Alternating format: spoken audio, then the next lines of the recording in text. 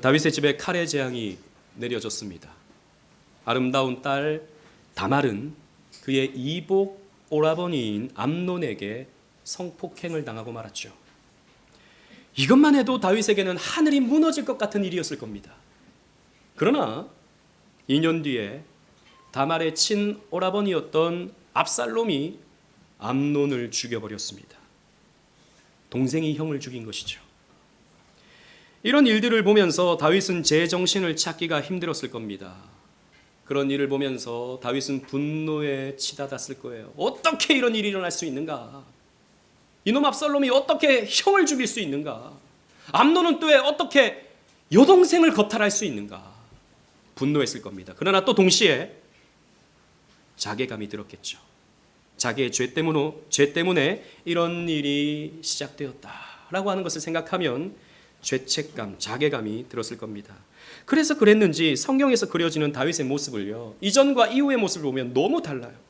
물론 다윗이 이전에도 연약한 모습을 보였죠. 밑바닥의 모습을 보였습니다. 그러나 다윗의 선은 분명했어요. 다윗의 행동은요, 적극적이었고 당당했습니다. 그러나 이후에 다윗의 모습을 보잖아요. 그러면 너무너무 소극적입니다, 사람이. 그리고 그 행동이 모호해요. 무엇을 의미하는지 잘 그 의도를 찾기가 쉽지 않습니다. 특히 자녀들을 대할 때 그래요. 지난주에 우리가 읽었던 13장 마지막 절 39절 말씀을 한번 보십시오. 13장 39절 우리 함께 읽어볼게요. 시작. 다윗 왕의 마음이 압살롬을 향하여 간절하니 암논은 이미 죽었으므로 왕이 위로를 받았음이더라. 아멘. 이 번역은요 좀 어색합니다. 이 번역은 좀 많이 어색해요. 암논은 이미 죽었으므로 왕이 위로를 받았음이더라. 아니 그래도 아들이 죽었는데 위로를 받는다고요? 말이 안 되죠. 이건 이런 의미가 아니고요. 이 세 번역을 보면 이렇게 번역되어 있습니다. 암논을 잃었을 때 받은 충격도 서서히 가라앉고, 그러니까 이미 전에 압살롬은 이제 죽었으니까 이제 3년이 지나서 좀 그 아픔은 좀 잊혀졌다라는 겁니다. 그런데 반면에 압살롬을 향한 그리움은 더 커진 거예요. 그때는 막 화가 나서 이 압살롬 구슬 땅으로 도망갔다고? 나쁜 녀석. 이렇게 화를 냈는데 그 마음은 좀 흐려지고 압살롬을 향한 그리움이 생기는 겁니다. 걱정이 드는 거죠. 어떻게 지내지? 우리 아들이 보고 싶다? 내가 너무했나? 이런 생각이 다윗에게 들었던 것입니다.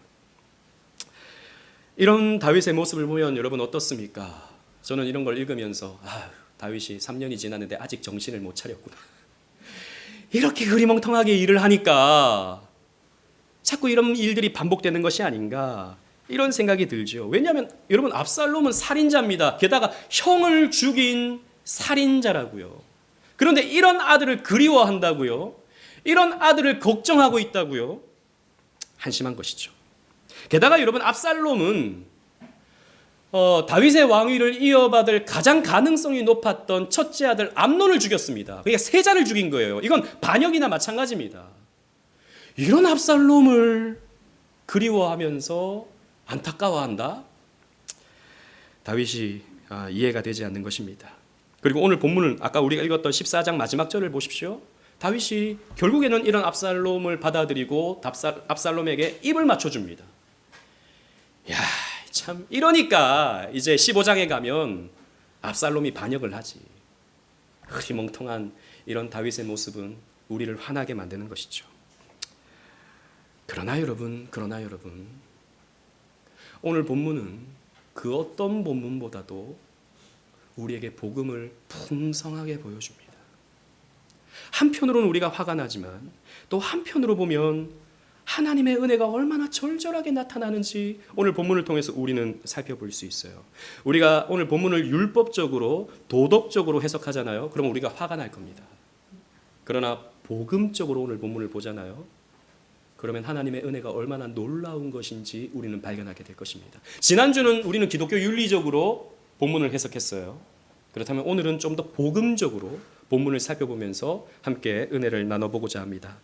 여러분 본문으로 가서 14장 1절로 3절, 제가 1절 2절을 읽고 3절을 다 같이 읽겠습니다. 스루야의 아들 요압이 왕의 마음이 압살롬에게로 향하는 줄 알고 두고아의 사람을 보내 거기서 지혜로운 여인 하나를 데려다가 그에게 이르되 청하건대 너는 상주가 된 것처럼 상복을 입고 기름을 바르지 말고 죽은 사람을 위하여 오래 슬퍼하는 여인같이 하고 시작. 왕께 들어가서 그에게 이러이러하게 말하라고 요압이 그의 입에 할 말을 넣어 주니라. 아멘. 요압이 등장합니다. 제가 주보에 실수를 했어요. 다윗의 이종 사촌이라고 했는데 이종 사촌이 아닙니다. 그러니까 다윗의 누이의 아들이거든요. 제가 그걸 좀 쉽게 생각하고 이종 사촌이라고 했는데 그게 아니고 누이의 아들이면 뭡니까? 조카죠. 외삼촌이 되는 거죠. 다윗이 조카입니다. 이 요압과 다윗은 전쟁터에서 함께했죠. 전우이기도 하고 가족이기도 하고 믿을 수 있는 신복이기도 합니다. 이전에도 다윗의 어떤 의도를 알아차리고 우리아를 격전지로 보내서 죽였던 사람이 요압이었죠. 다윗을 딱 보면 아는 겁니다. 요압은. 다윗을 딱 보니까 이 요압이요. 왕의 마음이 압살롬에게로 향하고 있구나. 압살롬을 그리워하고 있구나라고 하는 것을 생각해내게 됩니다. 그래서 꾀를 내죠. 드고아라고 하는 곳에 지혜로운 여인을 데려다가 상복을 입히고 슬퍼하는 모습을 갖추게 하고 왕께 청혼을 하게 만듭니다.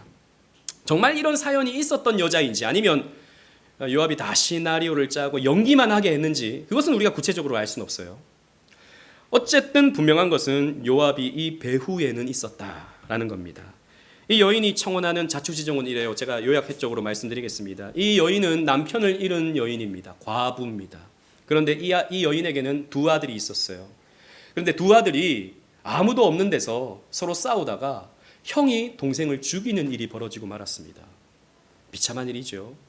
그런데 율법에 의하면 여러분 출애굽기와 레위기라든지 이런 율법에 의하면 사람을 죽인 자는 사형에 처해야 된다라고 하는 말씀이 있어요. 그죠? 우리 율법에 그런 말씀들을 여러 찾을 수 있습니다. 그 율법에 따라서 동네 사람들이 그 첫째 아들을 내놓으라라고 하는 겁니다. 그런 살인자를 가만히 두면 안 된다. 처벌해야 된다. 응당 처벌해야 된다. 그 아들을 내놓으시오라고 요청을 한다는 것입니다. 그런데 이 드고아 여인은 이게 너무 억울하다는 것이죠.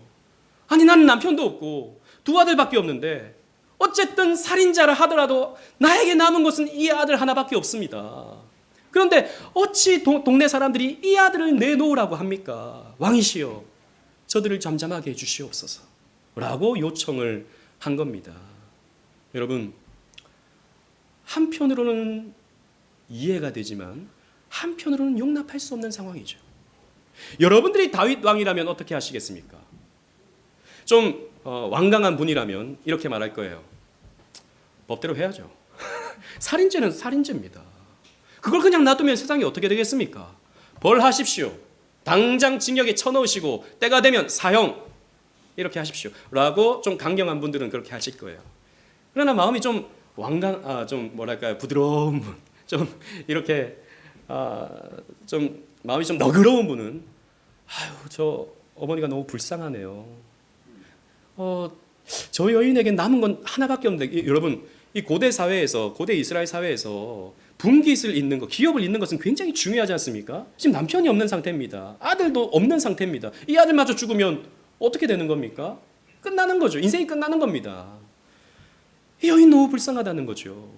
그러니까 약간의 처벌만 하고 그냥 그 아들을 살려주자라고 말하는 분도 있을 겁니다. 다윗은 어떻게 합니까? 여러분 11절을 보십시오. 11절 제가 쭉 읽다가 왕이가 나오면 다 같이 읽습니다. 여인이 이르되 청하건대 왕은 왕의 하나님 여호와를 기억하사 원수 갚는 자가 더 죽이지 못하게 하옵소서. 내 아들을 죽일까 두렵나이다 하니 시작. 왕이 이르되 여호와께서 살아계심을 두고 맹세하노니 내 아들의 머리카락 하나도 땅에 떨어지지 아니하리라 하니라. 다윗은요 내가 너의 마음을 알겠다. 너의 아들을 해하지 못하게 하겠다. 너의 아들 머리털 하나도 땅에 떨어지지 못하게 하겠다 라고 했습니다. 율법을 문자적으로 적용하지 않고 율법의 목적대로 이것을 적용한 거예요. 여러분, 율법의 목적은 무엇입니까? 하나님이 율법을 주신 이유가 무엇입니까? 살인한 자를 사형에 처해라 라고 하신 까닭이 무엇입니까?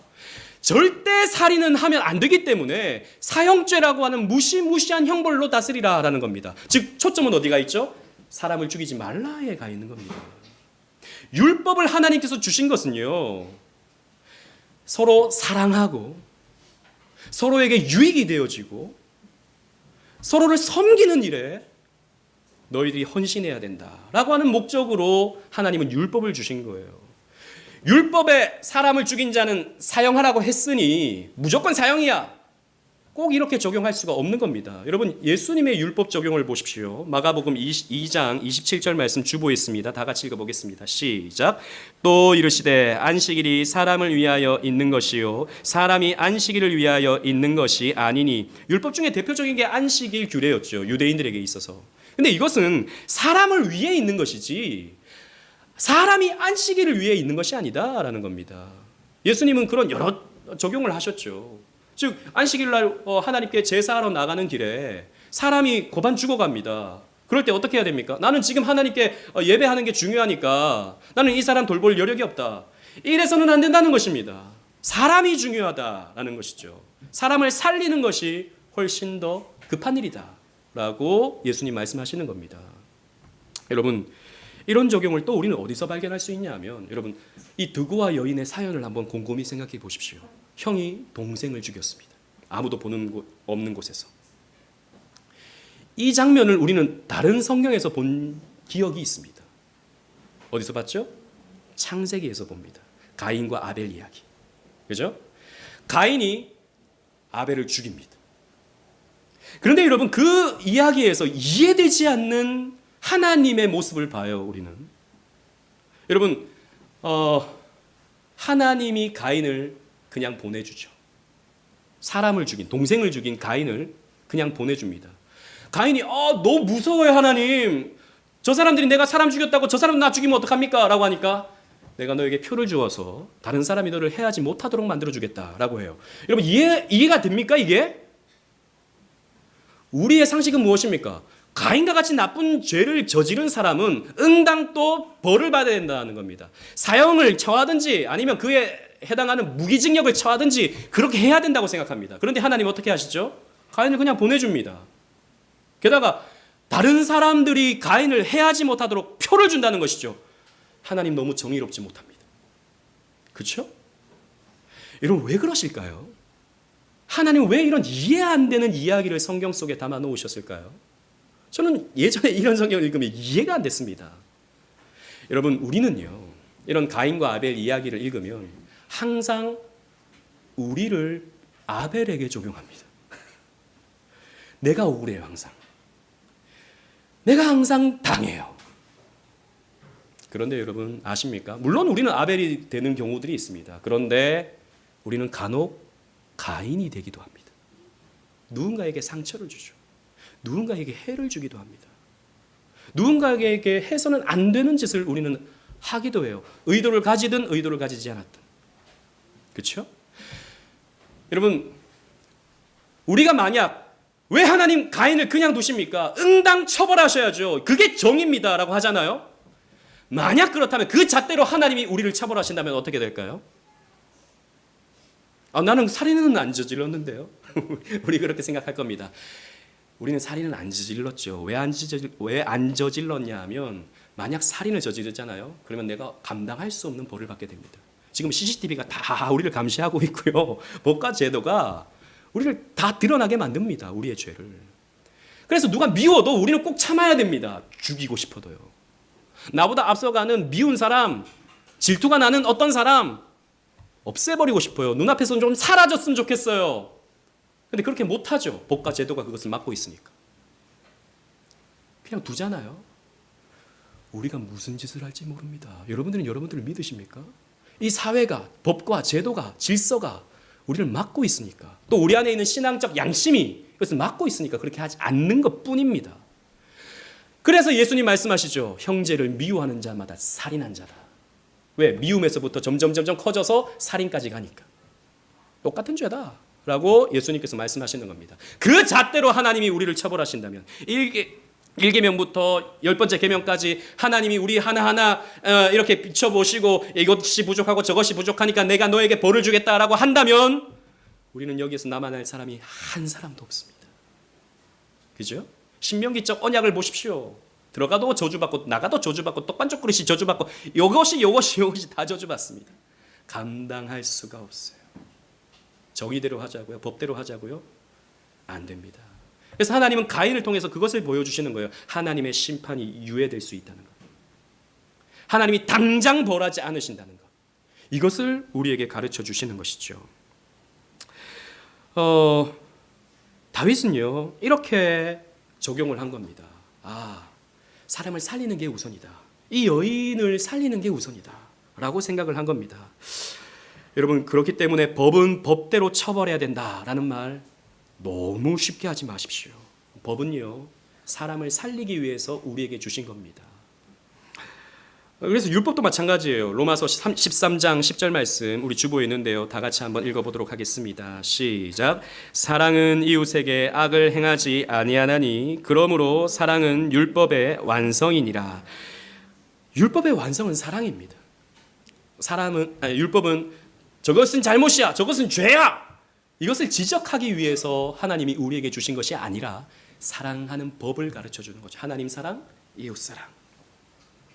드고와 여인은요 다윗이 이렇게 법을 적용하자 이번에는 이렇게 말합니다. 13절 말씀 보십시오.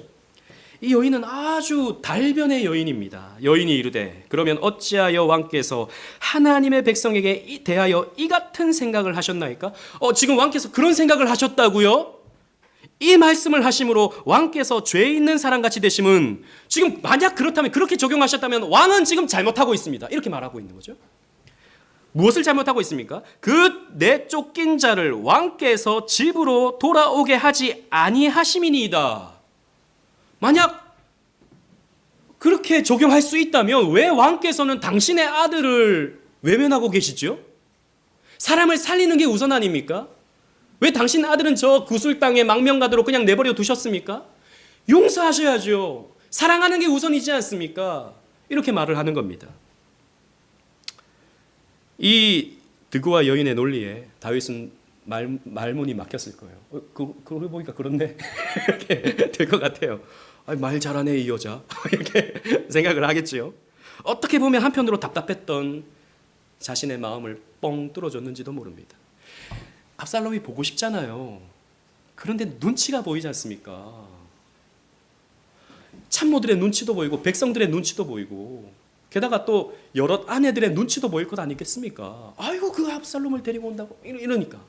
그런데 이 여인이 딱 논리로 딱 설명해 주니까 아이고 그렇네 이렇게 되는 거죠. 그리고 어쨌든 백성 중에 이렇게 생각하는 사람이 있구나 라는 것도 위안이 되고 또 이 여인의 배우에 요압이라고 하는 신하가 있구나, 참모들도 이렇게 생각하는구나, 괜찮구나 생각을 하게 되는 거고, 야 율법 적용도 이렇게 할 수 있는 것을 보니까 압살롬을 데려와도 되겠구나 라고 생각을 하게 되는 것입니다. 그래서 명령을 내려요. 21절 보십시오. 왕이 요압에게 이르되 내가 이 일을 허락했으니 가서 청년 압살롬을 데려오라 하니라 라고 했습니다. 데려오긴 해요. 그런데 만나주진 않습니다. 24절 말씀 보십시오. 왕이 이르되 그를 그의 집으로 물러가게 하여 내 얼굴을 볼 수 없게 하라 하매 압살롬이 자기 집으로 돌아가고 왕의 얼굴을 보지 못하니라. 구술 땅에서 망명생활하고 있는 압살롬 불쌍하니까 데려와 라고 하긴 했는데 그래도 아직 눈치는 보이는 겁니다. 그러니까 내가 만나주진 않겠다. 왕이 만나주면 또 뭐 이렇게 여러 구설수가 이제 생길 수 있으니까 만나주진 않겠다라고 한 것입니다. 그런데요 분위기가 달라요. 이 압살롬이 예루살렘으로 왔는데 압살롬이요 인기가 있습니다. 시간이 지나 보니까 백성들은 이제 잊은 거예요. 그 살인자 압살롬에 대해서는 생각하지 않는 겁니다. 압살롬이요 너무 잘생긴 거예요. 25절 말씀 보십시오. 다 같이 한번 읽어볼까요? 25절 시작. 온 이스라엘 가운데서 압살롬같이 아름다움으로 크게 칭찬받는 자가 없었으니 그는 발바닥부터 정수리까지 흠이 없음이라. 아멘. 예나 지금이나 그 뭐 외모에 사람들이 뻑가는 거는 똑같은 것 같아요. 너무 잘생긴 거예요, 압살롬이. 특히 26절에 보면 이 압살롬의 머리카락에 대해서 얘기가 나오거든요. 이 압살롬의 머리가 얼마나 멋졌는지, 뭐 무슨 펑키 파마를 했는지. 압살롬의 머리카락의 그 무게만 해도 200세겔이라고 나옵니다. 200세겔이 오늘날로 이렇게 도량용으로 환산하면 2.3kg거든요. 머리카락이 어떻게 2.3kg가 될 수 있는지 저는 모르겠어요. 얼마나 길어야 되는 거죠? 2.3kg가 되려면. 발끝까지 왔나 봐요. 발끝까지 온 걸 파마를 해서 이렇게 막 휘황찬란하게 이렇게 해놓은 것 같아요. 옛날 그 왜 락커들 있지 않습니까? 별로 안 멋있는데 자기 멋있다고 생각하는 그런 사람들처럼 그렇게 해놓은 거예요. 사람들이 그걸 보니까 보도 못한 헤어스타일인 거예요. 아니 이스라엘에 저런 헤어스타일이 있나. 게다가 키도 크고 얼굴도 잘생겼고 너무 풍채도 좋으니까 이야 압살롬 너무 멋지다 이렇게 된 겁니다. 여러분 어제도 저 여의도에 무슨 BTS 10주년 뭐 기념 행사를 했대요. 뉴스를 보니까 75만 명이 모였답니다. 모르겠어요. 그게 정말인지 가짜인지 모르겠어요. 무슨 연예인 10주년 됐는데 75만 명이 모입니까? 우리 뭐 지금 50명 모으기도 이렇게 힘든데 75만 명 말이 됩니까 그게? 미국에서도 오고 뭐 영국에서도 오고 뭐 세계 곳곳에서 다 왔어요. BTS 보겠다고. 왜 모르겠어요. 외모가 그렇게 잘 생겼겠죠. 이것도 뭐 BTS 팬이 있는지 모르겠어요. 잘 생겼겠죠. 춤도 잘 추고 이러니까 사람들이 너무 좋아하는 거예요. 압살롬이 그랬습니다. 사람들이요 압살롬을 보면 막 너무 좋은 거예요. 압살롬, 압살롬 막 이렇게 분위기가 되는 겁니다. 사람들의 인기가 막 치닫습니다. 그러니까요 이 압살롬의 마음에 어떤 마음이 듭니까? 백성들은 이미 다 용서했는데 아버지는 왜 나를 안 만나죠? 이런 마음이 드는 것이죠. 그러니까 이 요압에게 불만을 표시합니다. 요압의 밭에 불을 질러버려요. 이 압살롬은 뭐 거침이 없습니다. 요압의 집에 불을 질러버립니다. 요압의 밭에 불을 질러버립니다. 요압이 헐레벌떡 뛰어왔죠. 이게 무슨 짓이냐? 이러니까요. 32절 말씀 보십시오. 당당합니다. 제가 읽어볼게요. 압살롬이 요압에게 대답하되 내가 일찍이 사람을 내게 보내 너를 이리로 오라고 청한 것은 내가 너를 왕께 보내 아뢰게 하기를 어찌하여 내가 구술에서 돌아오게 되었나이까. 이때까지 거기에 있는 것이 내게 나았으리다 하려 함이로다. 즉 왜 나를 왕께서 가만히 둡니까? 차라리 나를 못 만나게 할 것 같으면 구술 땅에 그냥 계속 두지. 왜 나를 데리고 와서 그냥 이렇게 가만히 두게 만듭니까? 지금 불만을 토로하는 겁니다. 그 다음 구절을 보십시오.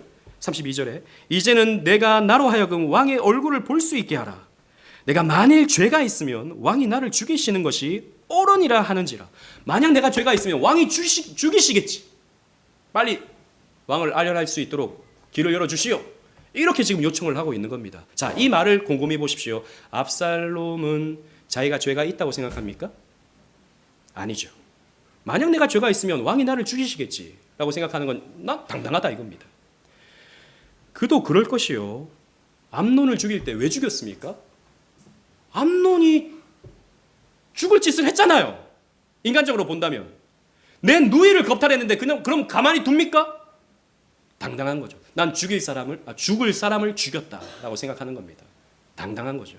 그러니까 왕이 나를 못 만나줄 이유가 없다라는 겁니다. 백성들도 나를 지지하고 있다라는 것이죠. 그런데 여러분 다음 구절을 보십시오. 33절.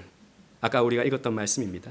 요압이 왕께 나아가서 그에게 하려매 왕이 압살롬을 부르니 그 말을 하자마자 다윗이요 압살롬을 부릅니다. 나아가 그 앞에 얼굴을 땅에 대어 그에게 절하매 왕이 압살롬과 입을 맞추니라. 여러분 이 압살롬을 다윗이 받아들여 줍니다. 뭐 이 맞춤에 대해서 여러 이견이 있어요. 뭐 받아준 거다, 아니다, 아직 거절한 거다. 뭐 여러 가지 이견은 있습니다. 그러나 어쨌든 공식적으로 압살롬을 다윗이 받아준 건 사실이에요. 내가 너를 용서하겠다, 받아주겠다라는 겁니다. 저는 이 장면을 읽으면서 다시 한번 다윗에게 분노했습니다. 이러니까 문제가 생기지.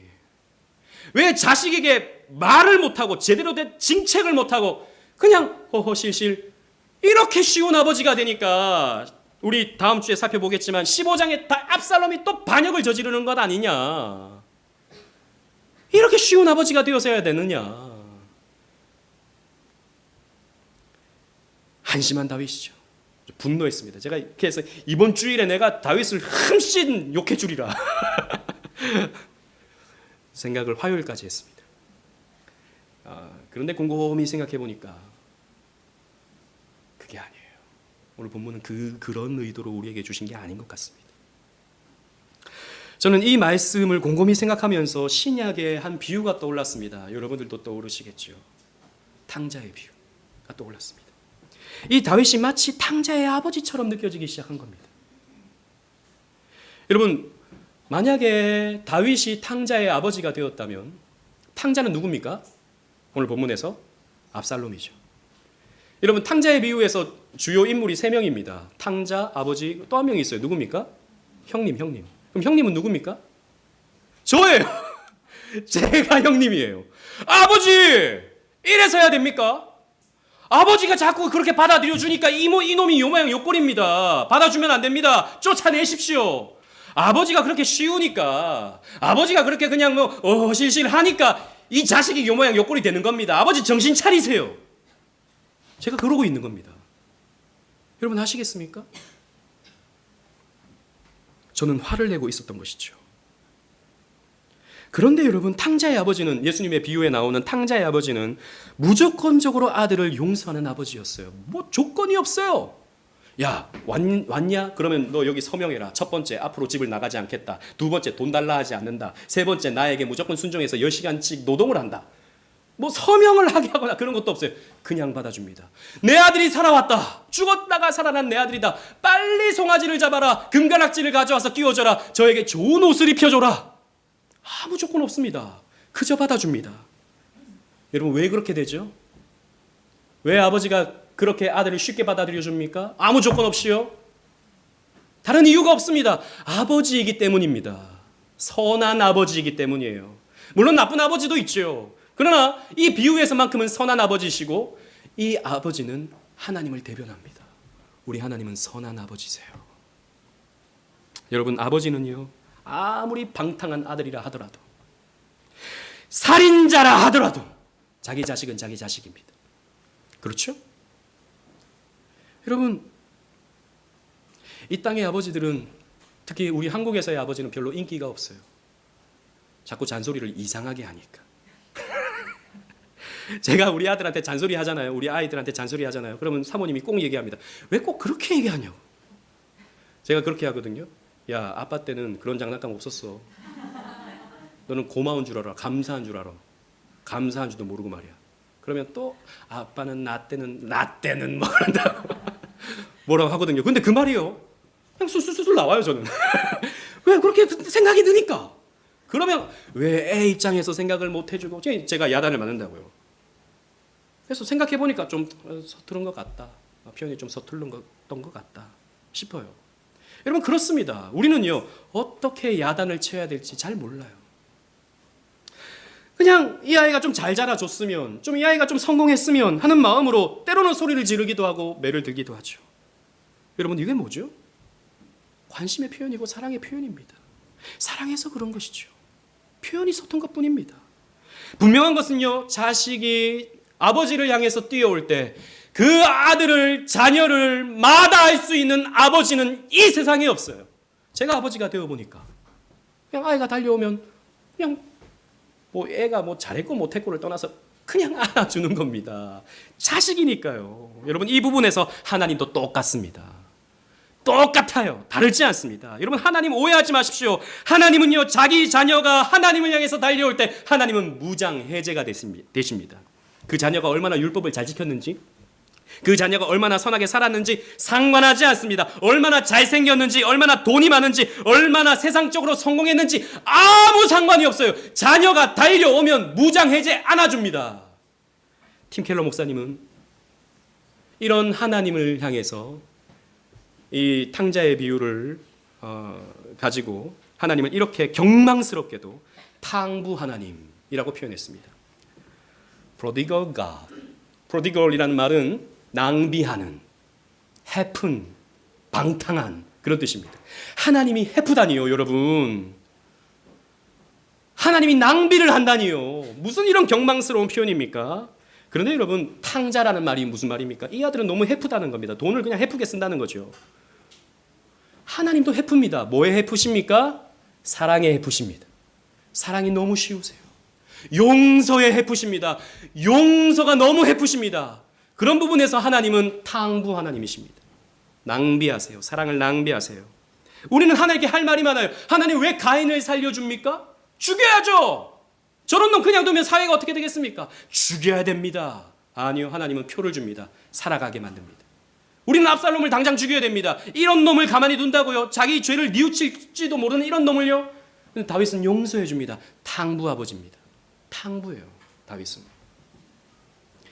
팀 켈러 목사님은 지난 5월 19일 날 돌아가셨어요. 우리 팀 켈러 목사님의 책을 가지고 우리가 공부도 하기도 했는데 지난달 5월 19일 날 소천하셨습니다. 췌장암으로 오랫동안 고생하시다가 하나님의 부름을 받았어요. 그런데 이 목사님에게 늘 뭐랄까요, 아픈 손가락 같은 게 있었는데 자기 동생이었습니다. 팀 켈러 목사님의 동생 빌리 켈러. 목사님이 이제 신학교를 졸업하고 이제 본격적으로 사역을 시작하려고 하는데 동생이 대학을 다니다가 나는 게이다라고 하고 커밍아웃을 해버렸어요. 여러분 생각해 보십시오. 내 동생, 내가 목사인데 내 동생이 게이라고, 같이 교회를 다녔는데 자기가 게이라고 천명을 해버렸어요. 그리고 자기는 교회를 떠나겠다고 하고 이런 동성애자를 정죄하는 교회를 떠나겠다고 하고 이렇게 세상 속에서 그냥 즐기며 살았습니다. 마음 아팠죠. 10년이 지났습니다. 이 동생이 에이즈에 걸리고 말았습니다. 에이즈는 면역력이 없어지는 병이잖아요. 다른 합병증이 와서 죽을 상황이 된 거죠. 호스피스 병동에서 이제 죽을 날만 기다리고 있는 상황입니다. 팀 켈러 목사님이 이 동생에게 찾아가서 복음을 전했습니다. 그러니까 이 동생이 나도 20년 동안 교회를 다녔다고. 나도 다 안다고. 그런데 나 같은 사람은 하나님이 버리셔야 옳다고. 그러니까 냉소적으로 이렇게 말하는 거죠. 형, 다 알아. 그런 말 하지 마. 하나님이 계신다면 나 같은 사람은 버려야지. 무슨 그런 말을 해. 무슨 나에게 지금 복음을 전해. 그렇게 이제 퉁명스럽게 대답을 한 겁니다. 그때 팀 켈러 목사님이 이렇게 말씀하셨어요. 빌리, 그렇지 않아. 우리는 어렸을 때부터 너무 율법주의적인 교육을 받았어. 우리가 뭔가 자격이 있어야 하나님이 받아들여 준다고 우리는 생각을 해. 그런데 그게 아니야. 하나님은 사랑이 흘러넘치는 하나님이셔. 나는 무슨 자격이 있어서 하나님께 갈 수 있는 게 아니라 나는 자격이 없어도 하나님께 나아갈 수 있는 사람이라는 것을 우리는 이 탕자의 비유를 통해서 알 수 있는 거야. 너가 너 스스로 나는 하나님께 갈 수 없어라고 말하지만 하나님은 너를 사랑하시고 네가 그 사랑을 받아들인다면 그 사랑 속에서 너는 풍성한 기쁨을 누리게 될 거야. 이렇게 복음을 전해줬어요. 여러분, 그렇습니다. 동성애는 분명히 죄입니다. 그러나 하나님의 은혜와 사랑은 동성애자에게도 외면되지 않습니다, 여러분.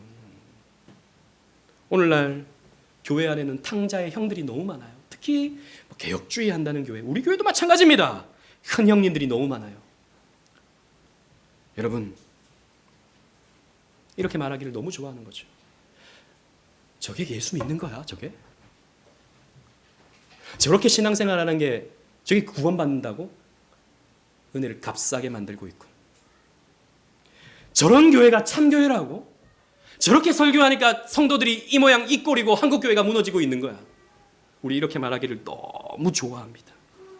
그러다 보니까 여러분, 교회가 어떻게 됩니까? 여러분 잘 들으세요.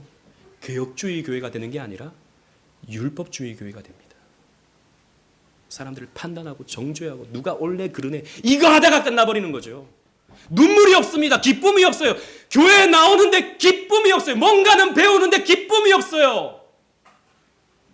하나님의 사랑을 누리지 못합니다. 뭘 알아야 사랑을 안다고 그러니까, 뭘 어떻게 해야 교인이라 그러니까 기쁨이 없어요. 늘 부족하죠. 늘 부족하지.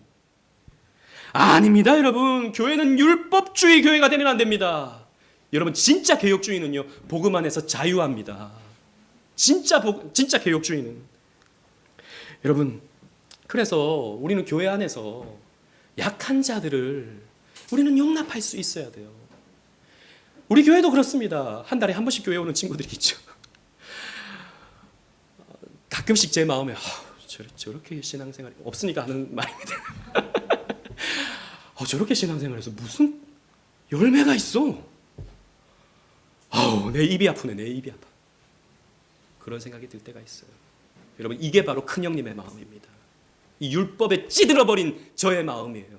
그렇지 않습니다, 여러분. 1년에 한 번 교회를 나온다 하더라도 여러분 기쁘게 안아주십시오. 축복해 주십시오. 이렇게 교회 오니까 얼마나 좋으니, 이렇게 함께 예배를 드리니 얼마나 기쁘니, 다음 주에 또 봤으면 좋겠다. 우리 이렇게 말해줘야 되는 겁니다. 무슨 자격으로 여러분들은 평가하십니까? 뭘 얼마나 잘하길래 여러분 다른 사람 보고 저건 못하는 거라고 말합니까? 그러지 마십시오. 우리는 오늘날 정의관에 입각해서, 정의, 하도 막 사회정의 그러니까 용서에 굉장히 인색하죠. 여러분, 이 말을 제가 또 하는데 오해하지 마세요.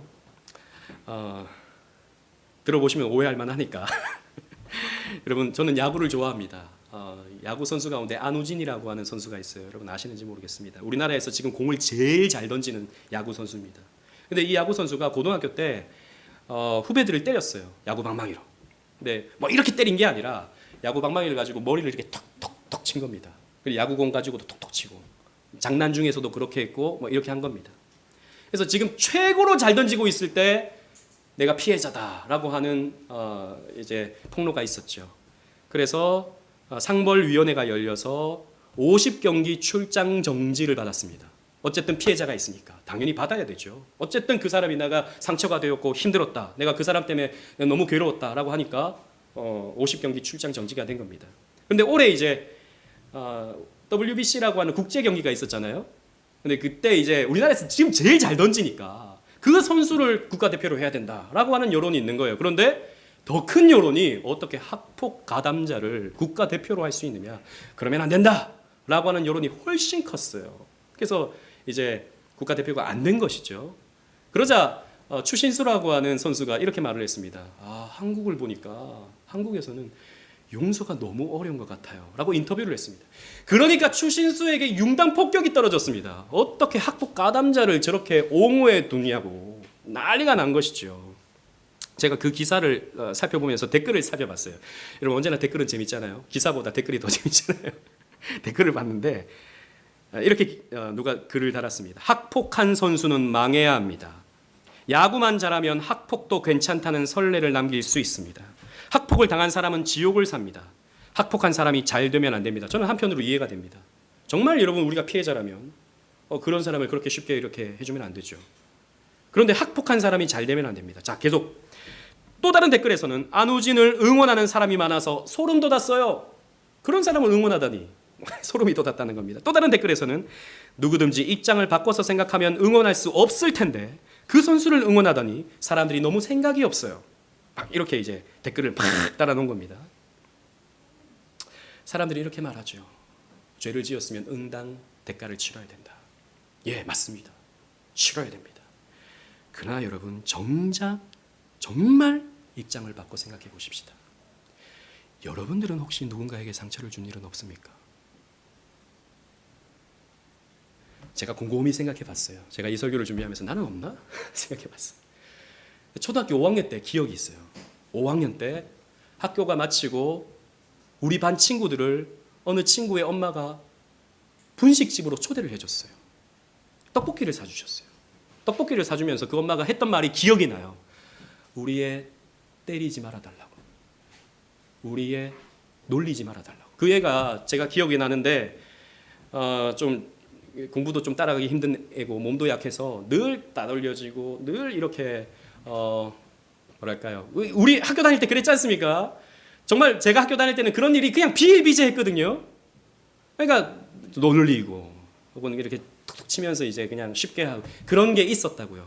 제가 그렇게 직접적으로 한 기억은 없어요. 그런데 기억이 안 날죠. 원래 가해자는 기억이 안 나니까. 떡볶이는 먹었어요, 제가. 내가 왜 먹었지? 내가 혹시 가담했나? 그런 생각이 드는 거예요. 그러면서 상상을 해보는 겁니다. 그 친구가 유튜브를 보다가 우연히 강민수 목사를 발견하는 거예요. 이 친구 나를 그때 놀리던 친구인데. 이 목사님의 실체를 알려드립니다. 이 목사님은 초등학교 몇 학년 때 나를 이렇게 때렸고 나를 이렇게 괴롭혔고 이 친구는 망해야 됩니다. 이 교회 성도님들 떠나십시오. 인생 말종입니다. 누군가에게 저에게 글을 그렇게 썼다면 어떻게 되는 것이죠? 물론 제가 과장해서 말씀드리는 겁니다. 저는 그 친구가 모르겠어요. 제가 자세히 기억은 나진 않지만 어쨌든 용서해 주었기 때문에, 그 어머니가 용서해 주었기 때문에 오늘날 제가 있는 것이죠. 우리는 알게 모르게 그런 경험들이 있습니다. 알게 모르게. 더 생각해 보십시다. 만약에 제가 아니라 우리 아들이 또 이렇게 나왔는데 우리 아들이 누군가를 때렸다고 칩시다. 학폭위원회가 열렸어요. 저 아들을 가만히 두면 안 됩니다. 저런 애들은 다음에 또 그런다고요. 전학을 보내야 됩니다. 누군가가 이제 어떤 어머니가 저한테 그렇게 얘기를 한다면 저는 어떻게 하면 좋을까요? 그렇습니다. 사회 정의가 있잖아요. 제 아들은 잘 되면 안 됩니다. 제 아들은 망해야 됩니다. 인생 끝내겠습니다. 제가 그렇게 하겠습니까? 아니요. 저는 할 수만 있다면, 용서만 해준다면 무릎이라도 꿇어야 될 겁니다. 싹싹 빌어야 될 겁니다. 용서해달라고. 우리 아들을 용서해달라고. 사람들은 쉽게 말해요. 용서해 주시면 안 된다고. 용서해 주면 그 죄가 반복된다고. 그렇게 물러 터지니까 자꾸 그런 일들이 발생한다고. 사람들은 쉽게 말합니다. 아니요. 우리가 가해자가 될 때가 있습니다. 우리가 누군가에게 피해를 줄 때가 있습니다. 여러분, 세상은 정의로만, 법대로만 이루어지지 않습니다. 하나님은 용서를 통해서 당신의 일을 이루어 가시는 것이죠. 특히 말씀을 맺겠습니다. 가정에서 더욱 그러합니다. 가족은 가장 많이 부딪히고 가장 많은 시간을 함께하면서 가장 많이 서로에게 상처를 줍니다. 여러분 다 경험하셨을 겁니다. 남편 때문에 힘들다, 아내 때문에 힘들다, 자식 때문에 힘들다, 아버지 때문에 힘들다.